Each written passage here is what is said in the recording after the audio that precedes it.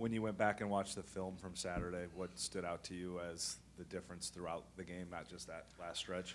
Yeah, there's probably 7 or 8 loose balls through the course of the game. A rebound that slips out of our hands, and then it ends up, them making a shot or getting an extra possession. There's a play late. We don't secure the basketball, ends up them making a three. So you know how well you have to play on the road. Those plays, you've just got to find a way to finish those. So that was, to me, through the course of the game. That's what put us down 6 at half as opposed to us being probably even up. Felt like we had a great focus and defensive intent to start the half and got back in. And with, 4 minutes to go, we have the lead. And I think as much as anything, it's a mindset, at that point of just we get stops, this is what we do, and finding a way that way. So, yeah, again, the margins are so small in a Big 12 game from – winning the game, finding a way to win by 1, and then you lose by 8. I think it's so small. We've talked for years about how important home court is in this league. With the unbalanced schedule, does that become even more imperative to protect home because that's the one thing you can control in an unbalanced schedule? Absolutely. Totally true, 100%. Protecting your home court. We're fortunate to have unbelievable fan base, unbelievable home court advantage. We need to take advantage of that. And like you said, what we do control is that we have 9 league games at Hilton, and one at a time we need to come with great focus, great intent, competitive spirit, and get the job done. After week 1, what are your thoughts on a weekend 1 on the Big 12? Yeah, like we all know, it's the best league in the country, and you see across the board, anybody can win on a given night. For us, playing Oklahoma, they're a team that, they're improved from where they've been, more athletic, faster. And so I think if you look at the first week in the Big 12, what you're going to say it's a really good league, and you better be ready to play because there were some games that were won by a wide margin, a lot of games that were close, and that every night out you better be at your best because otherwise you're going to be in a bad spot. Was there any Big 12 game that make you on Saturday that made you say, oh, wow? Not really. I don't really spend a ton of time, outside of just our game and preparing and putting everything into our game and getting ready. And then when that game ends, getting ready for the next one. So truthfully, not out of disrespect or anything like that. I don't pay a ton of attention outside of I'm aware what the scores are. I'm aware of who won the games. But I don't know all the teams in the league as well as maybe you have in the past when you've had fewer teams and you're playing everybody twice. So it's something that as we get ready for those opponents, I'll continue to learn more about them. One more. How much of a burden is that? You're right. You've got new teams. Some of them you only play once. Yeah, I know right now that there's a game in front of us tomorrow that we need to put all our effort and focus and attention. And I'm not real good at looking ahead or, thinking about scenarios or hypotheticals. Feel like we're in the spot we're in because we just do the same thing every day, focus on what's in front of us. So I don't think it really matters how many teams or what happens with realignment or all that. We're not going to change or deviate from how we've done it to this point. Coach, Hassan Ward on Saturday, what did you think about his performance and how integral is it for him to be healthy as far as when Big 12 play really gets rolling now? Yeah, no, I think we all see the difference that he's made even in the 2 games back, and he hasn't really had the practice time or the ability to, get in the shape that we'd love to have him in. We saw he had 12 and 7 and was 6 of 7 from the field. He makes athletic plays at the rim. He helps us generate turnovers and get steals. His length and athleticism is a factor. He's a tremendous offensive rebounder. He's become a great playmaker. So, he played well, but yet he's better than what he played on Saturday. He's just got to keep getting back into that shape. The only way you do it is, the work every single day, and he's continuing to do that. So excited to have him back and what he'll continue to bring. With Trey, I know you've talked about him battling some things early in the season. How is he health-wise, and what does he need to do to, I guess, more consistently produce? Because it seems like it's a double-figure game, then it's down, then it's a double-figure game and down. Yeah, certainly he's been fighting, some back things.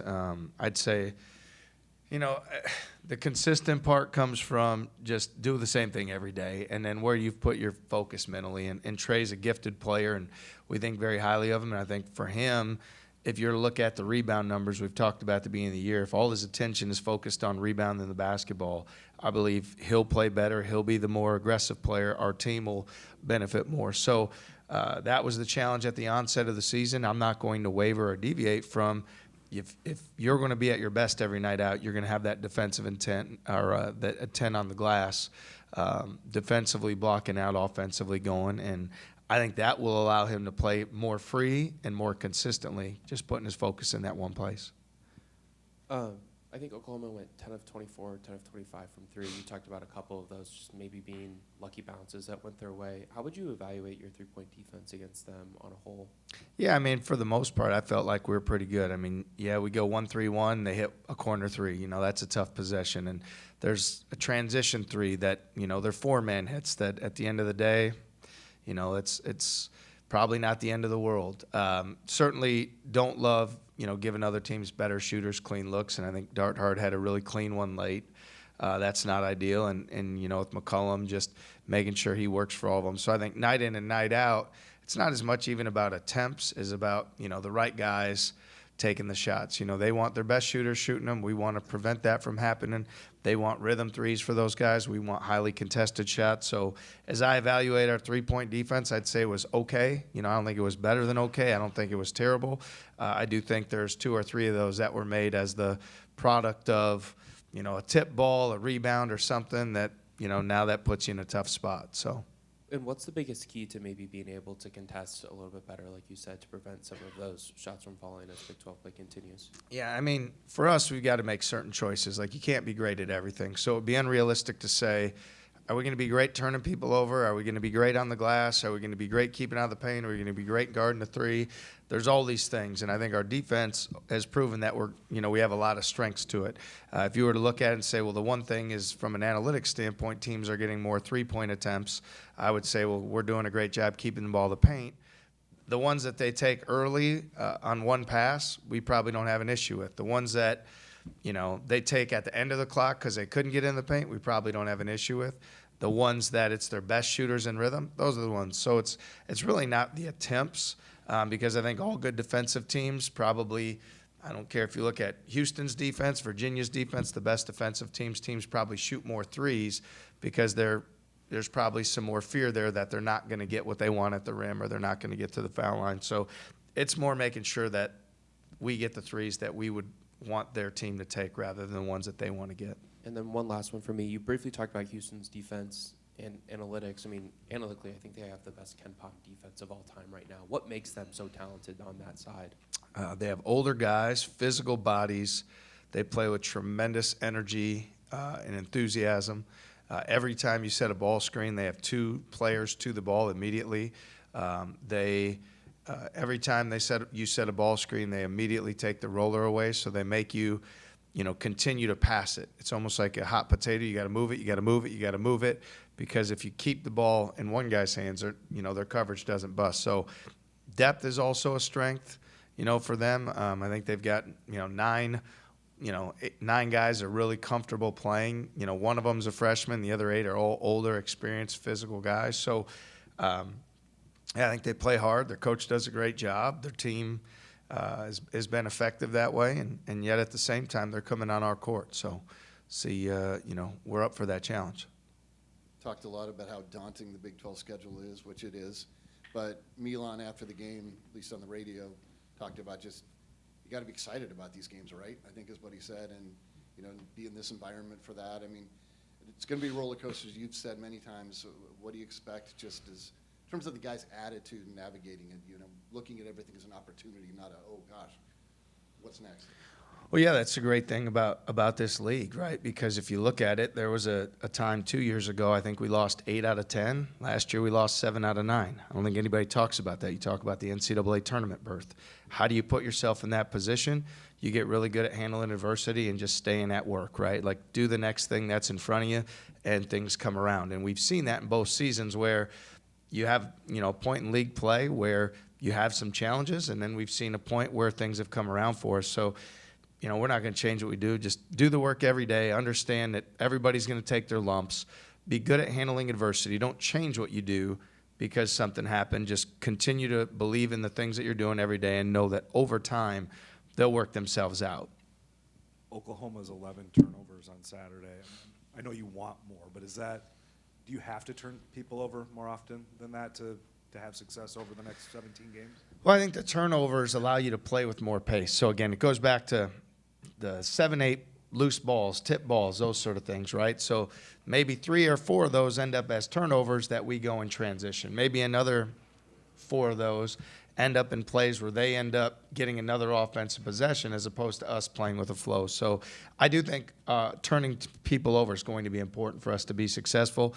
Is it going to be realistic to turn people over to the same extent in the Big 12 that we've done outside the league? No. I mean, we know that. But I do think, how we pressure the basketball is important. Speeding people up is important. Winning in the margins, getting turnovers on our baseline out defense or in our press or ball screen deep, absolutely, those are important for us.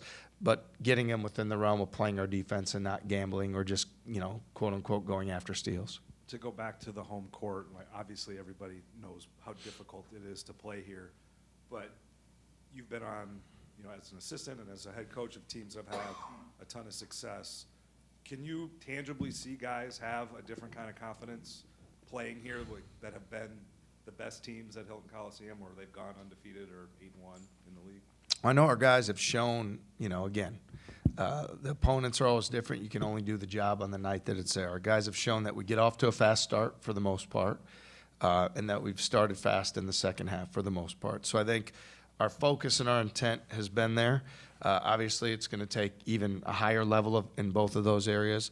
I think when you do that, then you build that confidence, then you feel almost a level of invincibility at home. We're fortunate with the crowd that we have and the fans and the passion and enthusiasm. So it's our job to set the tone for that, to make sure that we're the one getting everybody in the game, that we're making those energy and hustle plays. And I think you build that confidence. So even as you look at, the league playing, like, Randy said, it's the one thing you control, right? Or you said is your home game. So to do that and build that confidence, you've got to prove to yourself that you can get big wins on your home court. You do that by stacking up plays. That's what our focus is going to be tomorrow.